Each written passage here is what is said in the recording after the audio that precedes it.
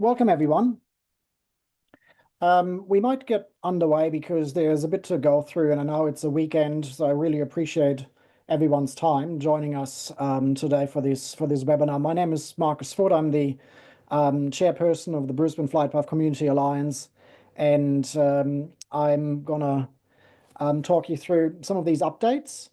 And there is someone writing onto the screen. If you could all mute yourselves or remain muted, if there's questions, then we'll deal with them at the end for a bit of a Q&A. And there will also be a section where I'll pass over to Tess for an update on everything AAB related, and to Troy, who's just putting the final touches on the community survey that we've been releasing earlier this year, and the analysis is nearly ready to be launched on our website. So you're getting a first glimpse into some of the data. I'd also like to start by acknowledging the traditional owners, the lands where we are probably all gathered, which are the Yagara and the Turrbal people, north and south of the Brisbane River, and we pay our respects to elders past, present, and emerging. Now, the presentation is structured in 3 parts. There is a section about where we're at. I'm just going to quickly reshare my screen and see if I can remove the scribbles that someone has added there. And also Troy or Tess or someone from the committee, if you can keep an eye on the chat, because if I'm in full screen mode, I can't actually see what's happening in the chat, if that's okay. All right. So really, and I'm going through this first section because there's a number of people that have joined us more recently, and there's also people that have been with us pretty much right from the get-go in 2020. So just to bring us all onto the same page, I think a lot of us have started by just complaining to Airservices, and the results have been pretty abysmal because a lot of us have received boilerplate responses that are not actually addressing the causes. And a lot of them have shared some of the examples in the Facebook group, for instance. And so very early on, what we've done is submitted a Freedom of Information request. And what we found is that Airservices is actually actively stonewalling noise complainants. They do have a 7-person team in Sydney. They deal with all these noise complaints that are submitted through official channels. But if you are not familiar with this Freedom of Information document that we've been able to obtain, I do encourage you to go to our website, and the entire presentation will have a number of references to our website where you can read up more information about what we've uncovered. So this is one example where we are actually quite early on realized that these complaints, they don't go anywhere. And in fact, a lot of the data and the statistics about those complaints, they are artificially kept low in order to create this image in the context of both government reporting and the public that there's nothing really to worry about. So as a result of that, very early on, we've created this very simple one-click complaints link. If you've never seen this before, it's very easy to remember. It's our website /complain. And what happens when you go there, it opens a new email if you have an email program configured, and you can directly email the decision makers. It goes all the way to the minister at federal level, it goes to the premier and deputy at state level, it goes to Airservices, it goes to a whole bunch of the senior decision makers and executives. So we encourage everyone to use this mechanism to raise complaints because it bypasses this stonewall that Airservices has created. Now, complaining, though, we've done a lot of that, and I get copied into many of these complaints, but nothing has really happened. And so our level of anger is rising. We've also then very early on escalated this matter to the Aircraft Noise Ombudsman. Whilst the report that the ANO created was very useful, this was back in 2021, the ANO itself as an entity is really quite powerless. It's embedded within Airservices, and that offers reports to the board of Airservices. So that's also not very fruitful to address our issues and actually see change. And then we've been engaging in those PIR workshops, and now more recently in the NAP, the Noise Action Plan, or a lot of people are now referring to it as the Noise in Action Plan. when this first came about, this post-implementation review, we wrote a very detailed submission. A lot of you have also made your own submissions about your concerns in your neighborhoods and suburbs. But the only proposition on the table really is noise sharing. And whilst that sounds like a attractive proposition for those that are really getting hammered right now, you got to just keep in mind that the kinds of numbers you're experiencing, they will not go down because of the very aggressive growth trajectory that the airport is on. So if Airservices is saying, oh, we're going to share the noise to other communities, and that might give you the impression that there's going to be a reduction for your neighborhood, please do consider the actual consequences, which is that they will be given a ability to open new flight paths. Those flight paths will be used, and the old ones over your house will continue to be used. This is the same language and the same kind of tactics that they've used prior to the launch of the new runway with legacy residents. They said the new runway is going to be great. We will share the noise with these other communities. But if you are under legacy flight paths, you probably very much realizing that that proposition of a reduction has never materialized. We are actually looking at a total capacity of 110 flights an hour that Brisbane Airport wants to achieve with their current airport configuration that has no restrictions in place. Now, juxtapose this with existing legislation in Australia that is in place. Sydney has a curfew, Essendon, Gold Coast, Adelaide have curfews, international airports have curfews. There's both the Sydney Airport Curfew Act and the Demand Management Act that are in force. They have been collecting noise levies in Adelaide and in Sydney in order to buy out properties, in order to noise insulate properties that are severely affected. And this is also on the cards for the new Western Sydney Airport. We are not seeing any of this in Brisbane. And the Airports Act itself is also of interest because it contains a provision for flight caps to be introduced, which is what in government speak is called an airport capacity declaration.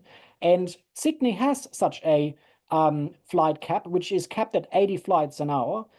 Brisbane wants to outperform Sydney by going all the way to 110 flights an hour. You will also notice that all of the years next to the Act are from the mid-90s, and that will have some relevance that I'll get back to later on.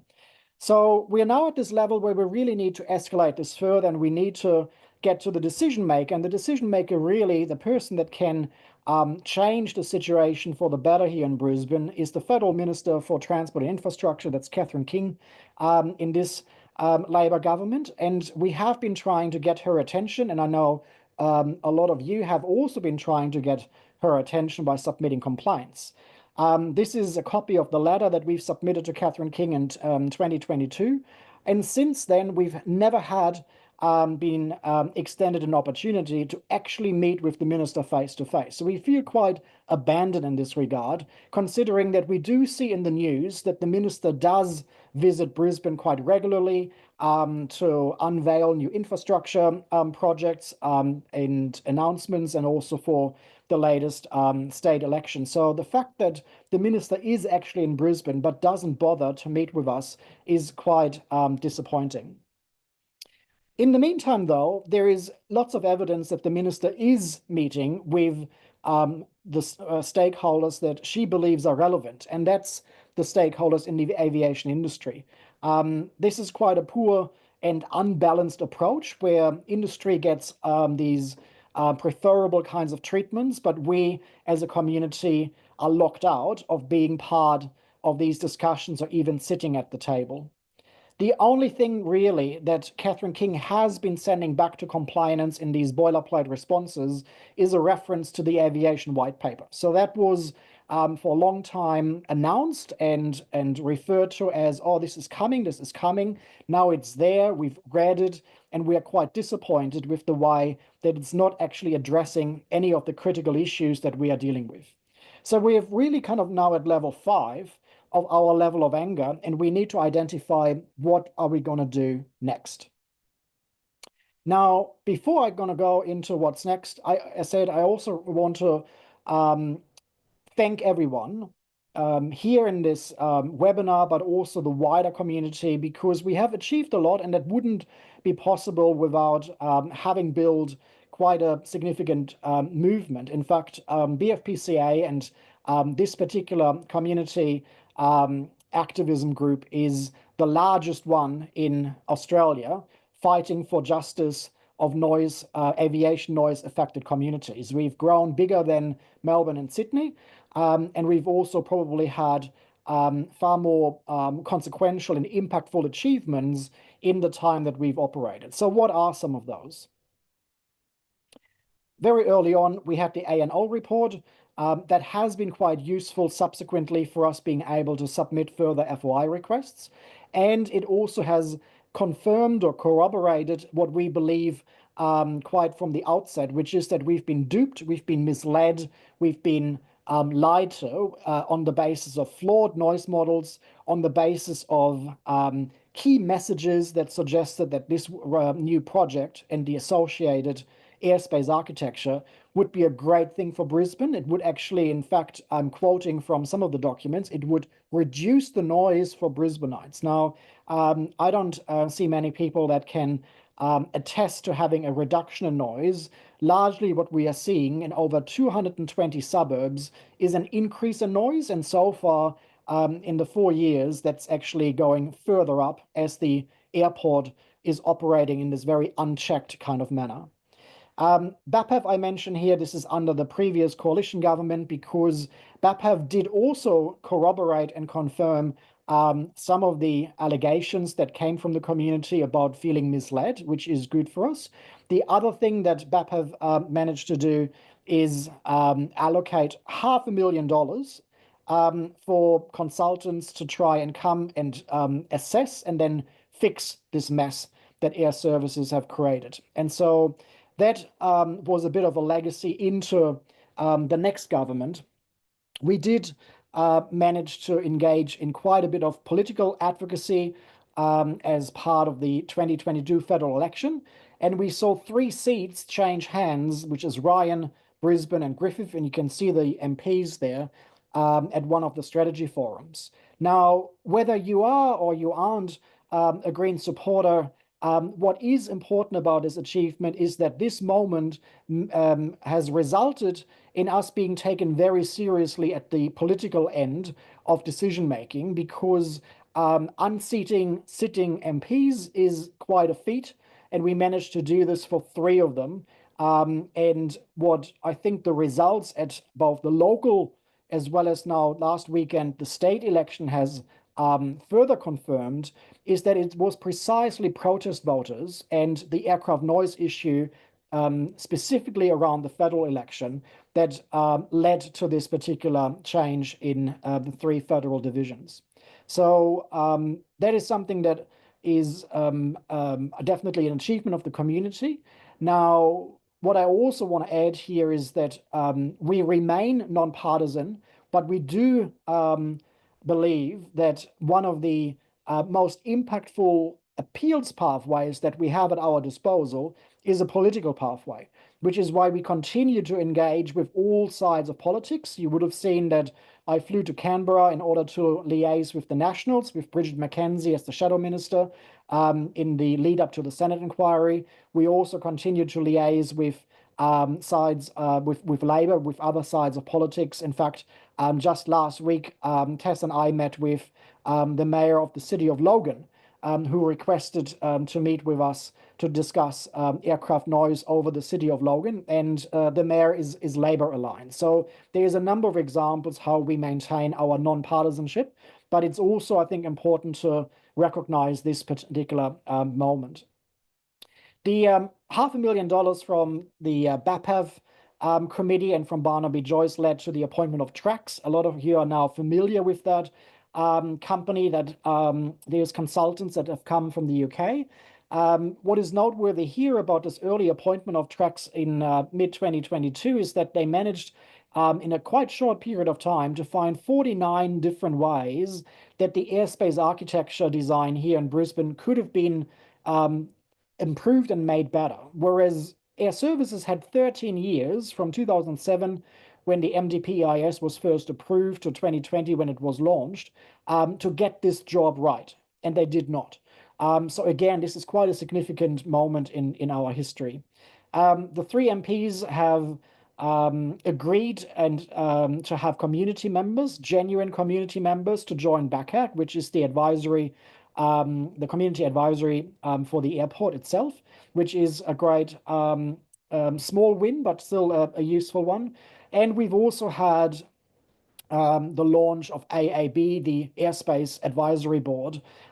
This is an advisory board that is supposed to advise the minister and the federal government on all the matters to do with noise in Brisbane. And we got Tess here today as one of the community representatives. There's 5 in total that have joined the AAB in order to elevate and amplify the community voices. We had a significant protest. This was our first protest that we organized ourselves as BFPCA in June 23. Just over 1,000 people was the estimate by the Queensland Police. It was a peaceful protest. We purposefully kept it very vanilla, very beige, in order to get people used to the idea of protesting, because we have an audience that is largely inexperienced in attending protests. So we did want to keep it as a very family-friendly, peaceful event with low barriers of entry. And I think the feedback from a lot of members is precisely that it was the right approach. But at the same time, we now need to start upping the ante on what the next protest will look like if we want to be taken seriously. The curfew bill that the Greens have proposed was introduced before Parliament, which is a small win and a small achievement, because it does force the other parties to come out either in support or in opposition to this bill. And as you would have seen, they all came out in opposition, some quite vocally so. So that gives you an indication of where the other parties stand. And it gives you also an ability, if you are a Labour or an LNP voter, to ask them, ask them directly, why was this bill defeated and what will you do to help my electorate, to help my family, to help my community deal with this aircraft noise pollution debacle. The Senate inquiry was probably one of our biggest achievements so far. You would have seen that the deadline for tabling the report was extended again. And here is a photo of the hearing in Brisbane. There were hearings in Western Sydney and Canberra and in Hobart. And we are quite curious to see what the senators will include in their report. What is still ongoing, and we haven't discussed that much about it because it's not entirely clear of how significant this will be, but we did manage, again, thanks to a lot of you who have supported our regulatory oversights campaign, we managed to escalate this matter all the way to the Commonwealth Ombudsman. So this is a different ombudsman to the Aircraft Noise Ombudsman. The Commonwealth Ombudsman is independent. It's its own office. It has far wider abilities and authorities to conduct investigations. It can summon departments and ministers in order to inquire into what went wrong. And so this has been ongoing since February this year. And we are hoping that we will also get the report from the Ombudsman hopefully before the end of the year, but it may be early next year. Personally, this is one of my favorites. What happened as part of the Senate inquiry, but also in the lead up to estimates, the Senate estimates process, is that I think we can take credit and claim having had quite a significant role to play in the sacking of Airservices CEO Jason Harfield. Now, there were a lot of targets on this person for other reasons, sexual harassment and bullying culture in his organization, the sacking of air traffic controllers during COVID that left the entire country exposed to a very precarious air traffic control environment, and the list goes on. So the aviation industry was also not very happy with his performance, and he's gone. And the latest here is the ministerial direction that was issued by Catherine King. Issuing a ministerial direction is quite a significant step. You got to kind of pause for a moment to remember that no ministerial direction has been issued from from memory, I think since the 90s. Since those Sydney protests, there were a number of these directions issued as a result of the protests. That hasn't occurred anymore since then, at least not for community reasons or noise pollution related reasons. So the fact that the minister has now opted for this instrument to be used against Airservices to really direct them and push them to do something, that in itself is really useful. Having said that, the actual contents of the direction could have been stronger. We are concerned about the fact that it does not actually mention 24/7 for the over water operations, and we're still waiting for the actual changes to be launched, which Airservices have now announced is going to be at the end of this month. I think they mentioned the date of the 28th of November. So that's a bit of a recap of some of the highlights of what we did manage to achieve. And again, I'm very grateful for everyone that has supported us. What is, I think, really significant when you compare BFPCA with other groups in the country or elsewhere is that we've managed to achieve standing. Standing is a term that is used in the judicial system, but here what I'm talking about is the fact that BFPCA is actually a force to be reckoned with. We are being taken seriously due to these achievements and due to the size and the influence that we've managed to build. And that is something that we got to capitalize on, but also further expand in that third phase now of what's next. So the starting point for what's next is really getting everyone to appreciate of what's going on here. This isn't just a noise issue. Noise is really just a symptom of a very systematic approach to turn Brisbane into an aerotropolis. That is the guy that has been consulting Brisbane Airport since the late 90s.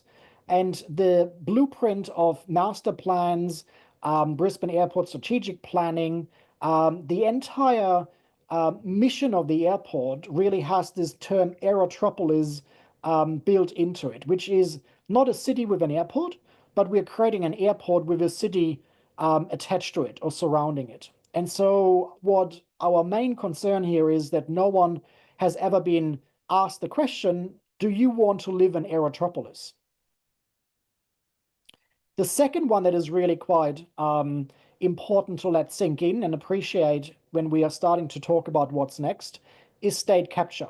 State capture is a term that talks about and describes the very cozy relationships between the aviation industry and decision makers in government. And what we've been able to ascertain through freedom of information requests, through whistleblower accounts, through Senate estimates, is that the lines are so blurry that sometimes you don't know where the airport stops and the regulation starts. In fact, sometimes there is no regulation to speak of in the first place. We've seen that the lady that was appointed by the Labour government to the High Speed Rail Authority is actually in her day job the executive director for infrastructure at IFM Investors, and that company owns very large shares in Sydney Airport, Brisbane Airport, and Melbourne Airport. We've seen the chairperson of Airservices, who is also a director of the Western Sydney Airport. And so these are just examples of how people that are in very senior decision-making positions within government also take a very senior role in industry without that there is any adequate conflict of interest management in order to divide these vested interests. They are so entirely ingrained into each other that we are speaking of state capture. The state has been captured by the industry to do exactly what it needs to do to optimize profiteering. And we are the victims of this because we are all paying for that through property devaluations, through loss of amenity, through the loss of our sanity, through health impacts and health harms that this is causing. I'll share this link again. I've shared it already a couple of times in our Facebook group. It is a report about state capture and some of the details. If anyone is interested, if you Google state capture, you might find us as one of the early search terms. There's 5 appeals pathways, and that's part of BFPCA's strategy, and it has served us really well. We have our political advocacy, and I already mentioned some of the examples. The community engagement is really important, and I'm going to talk a little bit more about that. We have an ongoing legal review that is looking at legal options, but that is something that is difficult to disclose because of legal privilege. We also have an ongoing approach to the technical assessment in order to be able to make sure that the kinds of options being proposed by, say, the noise action plan, that we are not being undersold or thrown under the airbus again. And the fifth one that we have only done a little bit of, but we might be doing more of, is shareholder activism. Now, what are the irons in the fire? Obviously, the noise action plan hasn't completed yet. I put action in quotation marks because, as I said, we haven't seen much action since it started. In fact, so far, Airservices have just been kicking the can down the road, and there isn't really any noticeable impacts to speak of. So that's quite a fail, but it is an iron in the fire. The question is, do we want to rely on Donna Marshall and Rob Sharp's noise action plan, or do we want to escalate matters further? The second iron in the fire is the Senate inquiry. It was originally scheduled for the 8th of October, then the 31st. Now we're looking at the 20th of November. So we'll see whether that report will make recommendations with teeth. But then the second question would be whether the Labour government is actually going to pay attention and adopt some of those recommendations. I mentioned the Commonwealth Ombudsman investigation is ongoing and the legal review is ongoing. What we are planning is, based on both those reports from the Senate and the Commonwealth Ombudsman, to also lodge a investigations request with the National Anti-Corruption Commission, which is the NAC. And you might have seen the NAC in the news recently in the context of the Robodebt debacle. And we'll have another federal election coming up in 2025.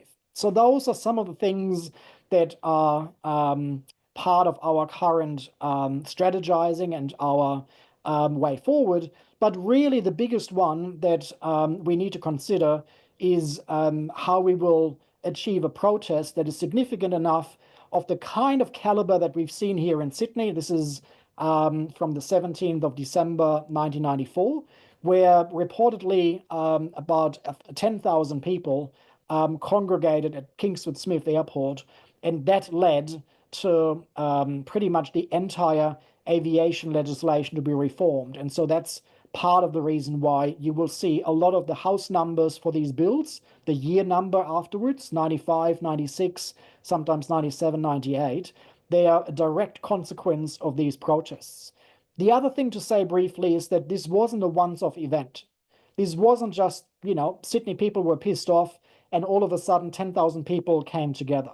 We've been speaking to some of the people that were instrumental in organizing this, and it did take a number of years to build up the movement. So if you're impatient, and I'm as impatient to get out of this job as anyone, we do got to acknowledge that building a movement of this size does take a bit of time, precisely because people are still being given these other items of hope, right? So Airservices will say, oh, here's a ministerial direction.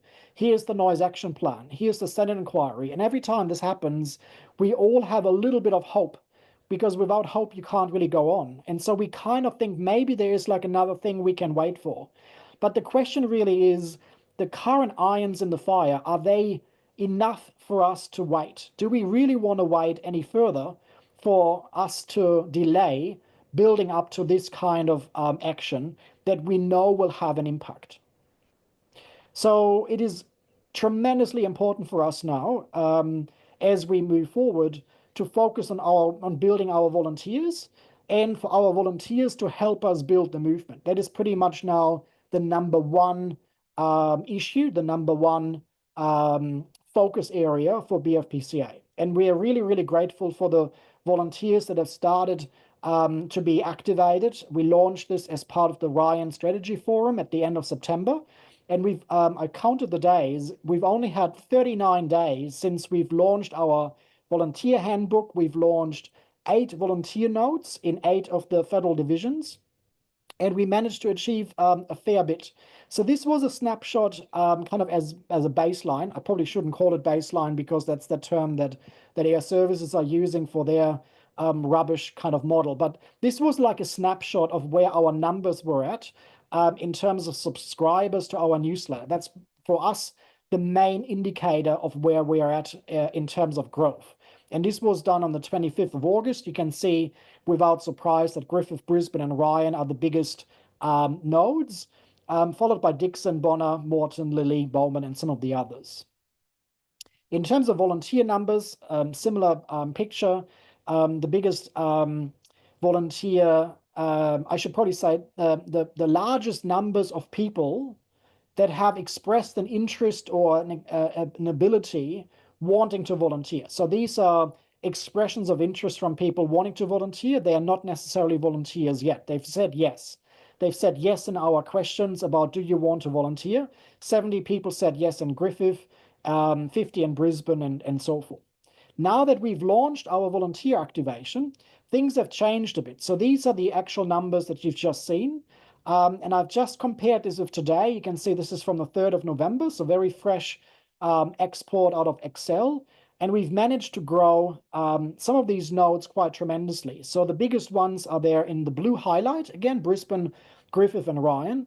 But the other nodes are actually growing a fair bit as well. So between that baseline data and today, we saw a 20% increase in Brisbane, a 22% increase in Griffith, a 12% increase in Ryan. And we've also seen quite a bit of growth in the number of volunteers, which are now at 277 total across all the different electorates. I have highlighted this yellow number in the corner there because we have a very large, in fact, the largest number of people, and we don't know yet where they are. So they've subscribed to our mailing list, but they have not volunteered or they've not given us either a postcode or a suburb. So we don't know in what electorate they are. And that's before we started updating our database, that was 38%. So 38% of our subscribers, we wouldn't know where they are. They're interested, but they could be anywhere. And we managed to reduce this. That's actually a good thing because we've now got more information about them. We've been able to reduce it down to 28%. And so my huge gratitude to those volunteers that have been doing phone banking, which is a volunteer activity where you call up our subscribers when we have a mobile number and you actually have a chat with them. You have a yarn, you'd ask them how it's going, you inquire about what they might like to do to take action, whether they might be willing to donate, whether they might be able to support some of our campaigns, or if they might be interested in volunteering. But it's also a great ability to then update our database and get information about which suburb they're in, because that helps us be more targeted in our messaging and our announcements. So the growth that you see here, we also had quite a bit of growth in the, so this is the orange shaded areas. In Bonner, we have a 23% growth, Dixon 37%, Longman, sorry, that's maybe a little bit funny because it went from 10 people to 15 people, but it's impressive, so that's 50%, and Ryan 24%, which is really good to see, as well as some of the numbers increases in the volunteers, which you then see in the last column there.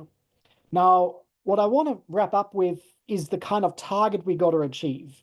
I think if we want to achieve a protest of the caliber that you've seen there in Sydney, we really got to get to maybe around 8,000 people on our database.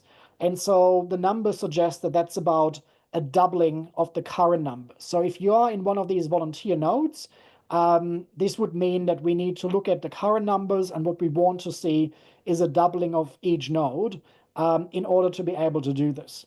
The growth may obviously not be homogeneous like this. We might see small nodes that are currently smaller, like Longman and Bowman and Bonner.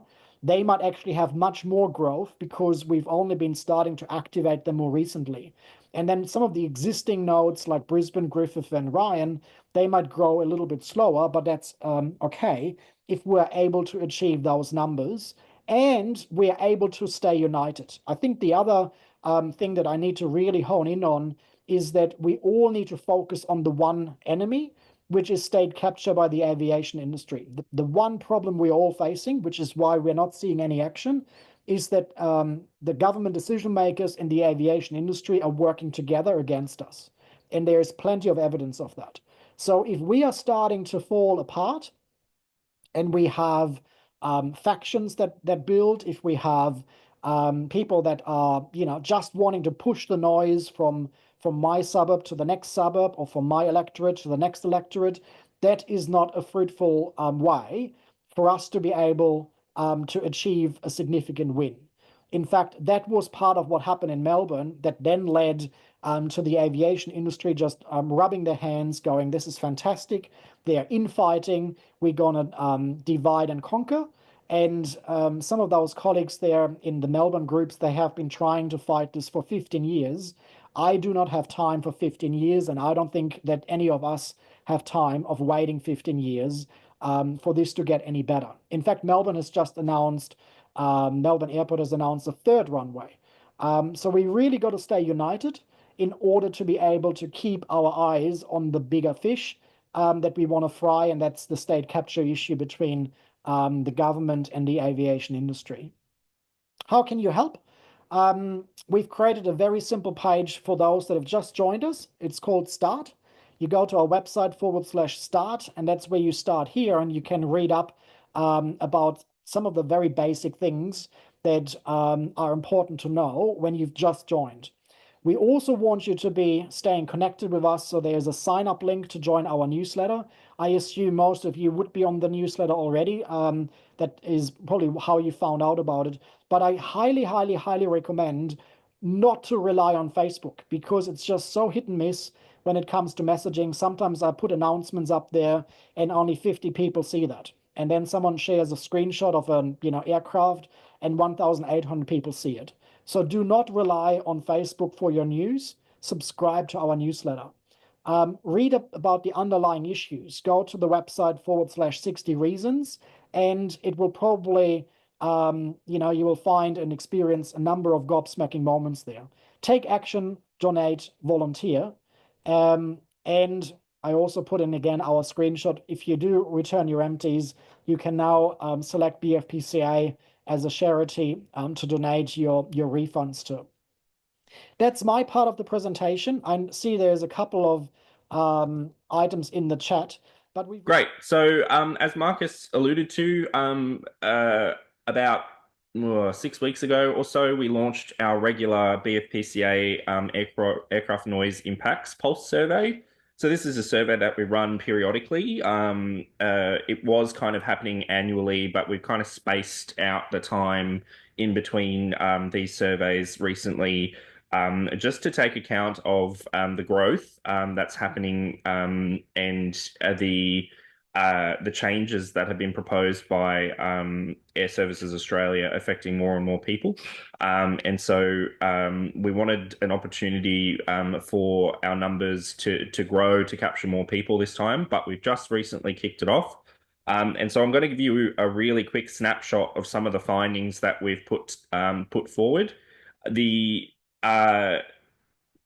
There's a lot here to get through, and so I won't dwell very much on the figures, but rest assured, I'm in the process of turning this into a post, so a video post, and we'll be sharing that very shortly. So you'll have an opportunity to really look over this data in some detail.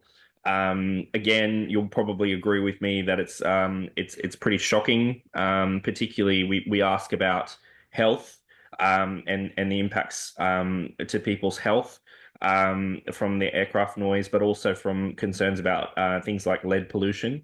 I think you'll agree with me, particularly the impacts to the kids that people have in their homes is pretty shocking.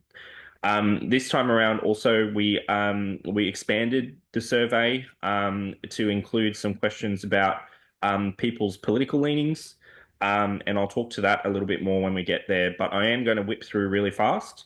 But again, just remember that this isn't the only opportunity to see this. We just wanted to give the dedicated people who've given up so much of their time this afternoon a preview before I can finish the animations to get this out there. So 1,588 people responded to our survey, but what's really important, well, and you can see there from that one, from a wide spread of age groups. But what's really important on this one, that says that most of these people don't live alone. So obviously the highest number of people that are responding to this survey come from a two-person household. And so what you'll see immediately is that those numbers are doubled. So instead of 1,500, it's more like 3,000. But you'll notice that some people have 3 people, 4 people, 5 people, and 6 or more living in their homes.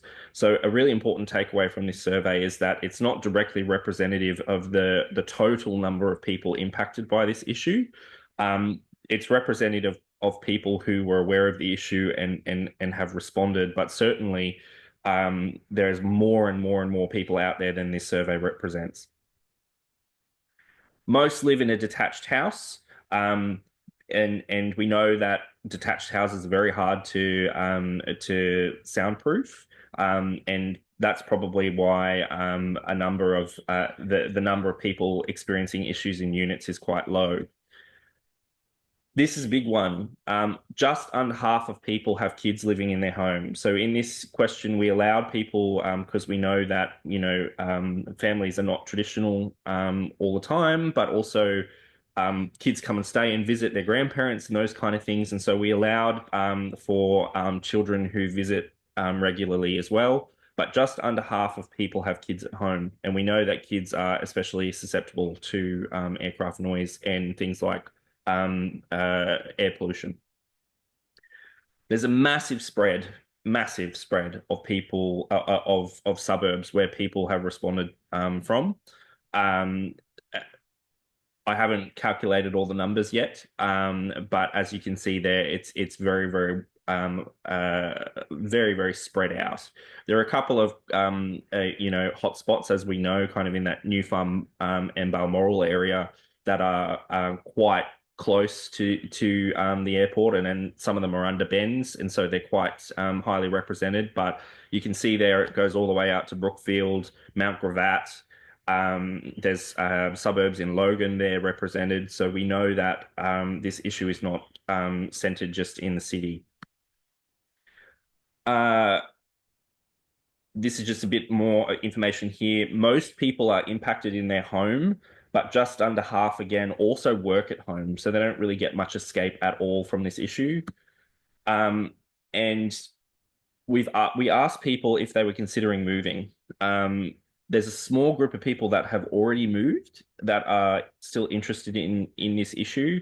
But you'll see there that there's a whole bunch of people that are thinking about moving. But what really strikes me is there's about a third of people that really are desperate to move, but they just can't afford it. And so we know that, this isn't a case of, suck it up or move.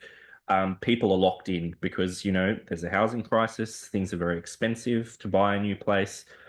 So it can be very, very challenging to move, not to mention difficulty in finding a rental if you're a renter.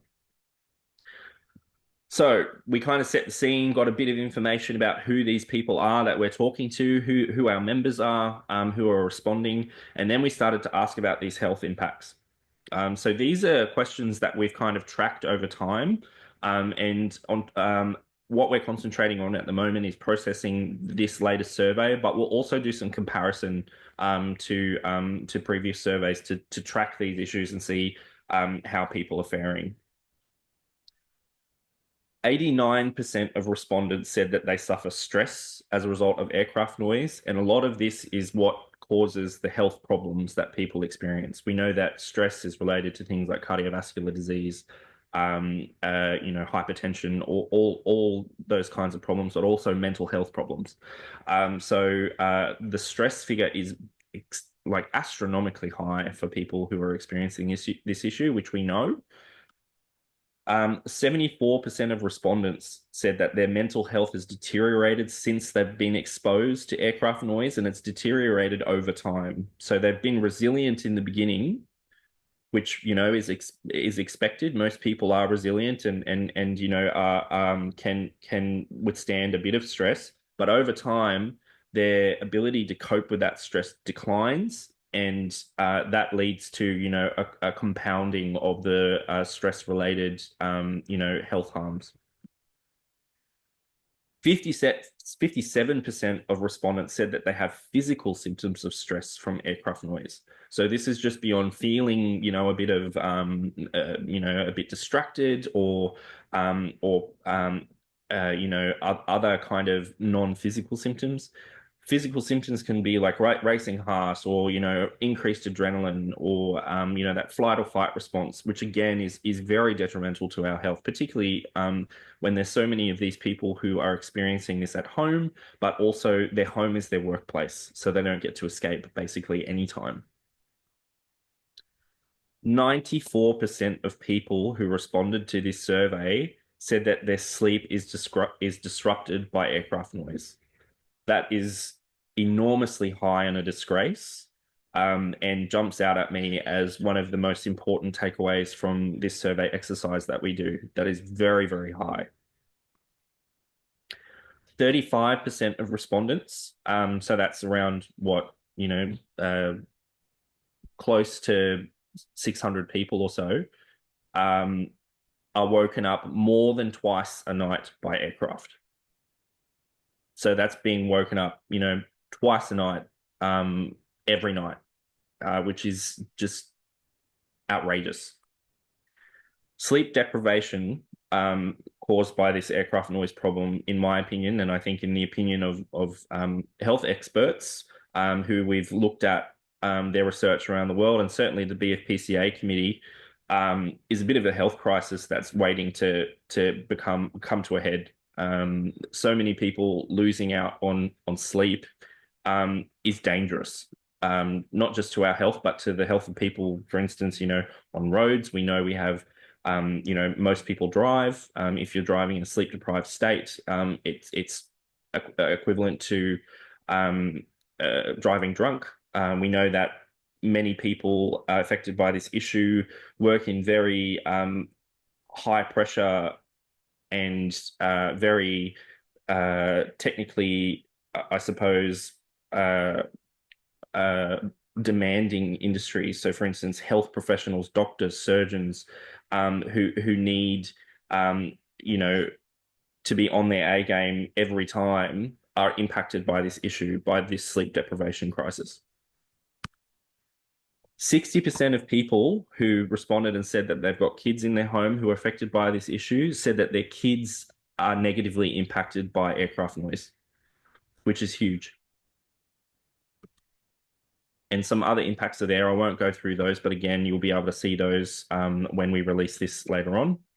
We also then, this is new, this section, we've asked people about their experiences of the flight path redesign process. So Airservices Australia have been running engagement sessions for quite a number of years now on this process, something new and different for us. When we started this, they weren't doing anything of the kind. And so we've added these new questions about people's experiences with Airservices Australia's engagement process. 74% of respondents said that they had received communications from Airservices Australia. So you'll notice that there's about 25% of people that haven't heard anything from Airservices Australia. And you'll also see that, unfortunately, it's covered for me, so I'm just moving everybody's little heads out of the way. 55% of people who responded have participated in an Airservices Australia engagement activity.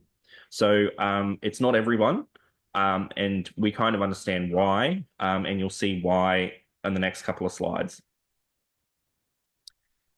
Of the people who engaged with Airservices Australia, 57% of them said that Airservice was either somewhat or very unhelpful in assisting people to understand the information that they're given about flight paths.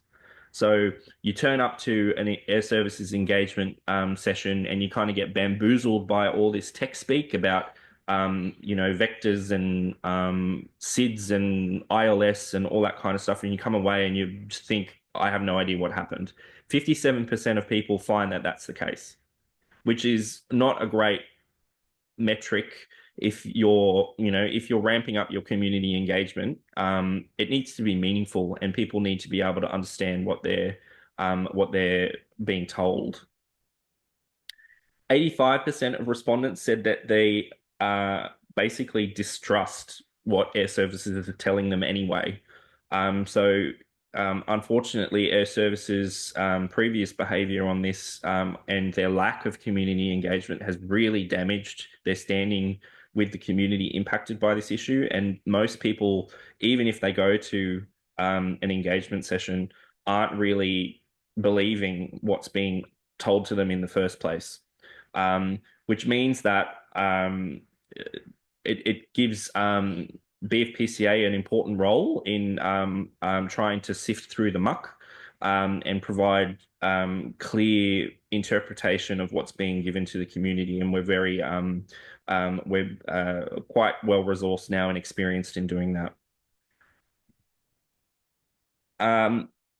This one was really interesting. So we've seen talk of noise sharing all the time. We're going to move flight paths around. 85% of respondents don't think that noise sharing is going to reduce aircraft noise.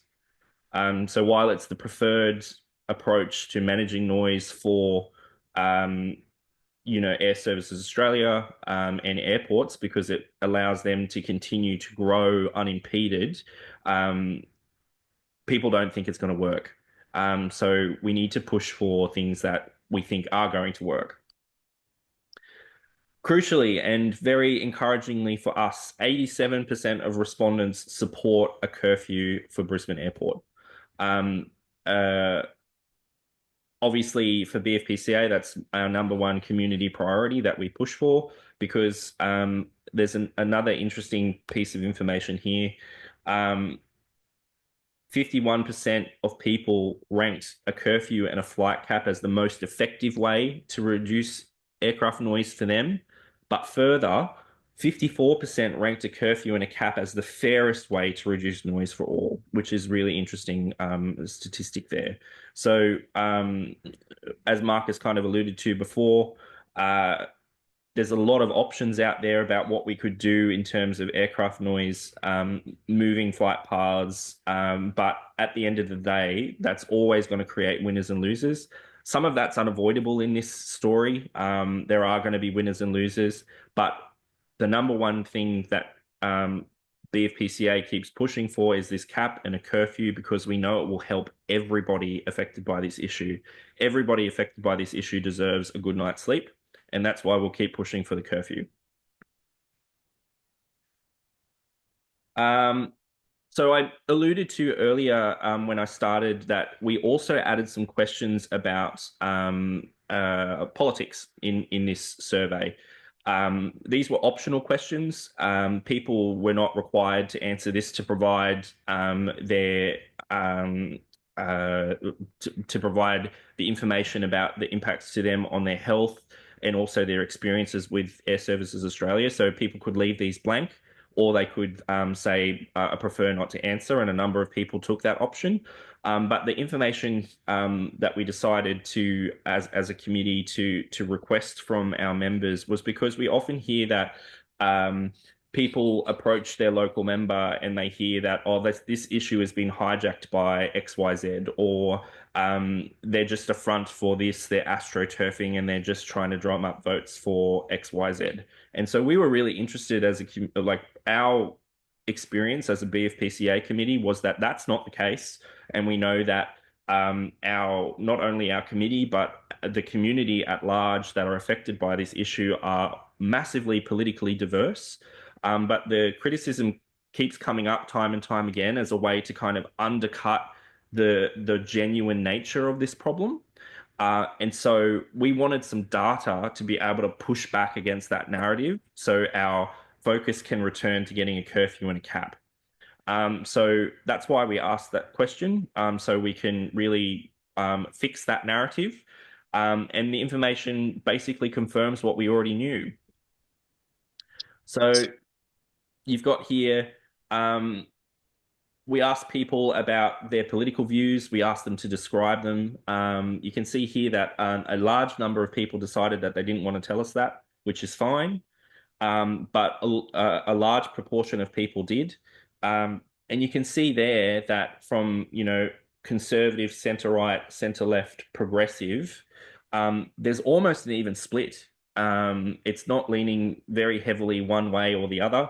There is a really wide range of diversity within our community in terms of political beliefs, and we continue to come together over this issue in spite of those differences.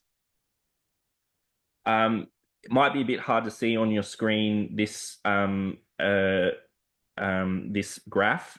So apologies, but again, you will get another opportunity to see it. But here we ask people how they usually vote in terms of a federal election.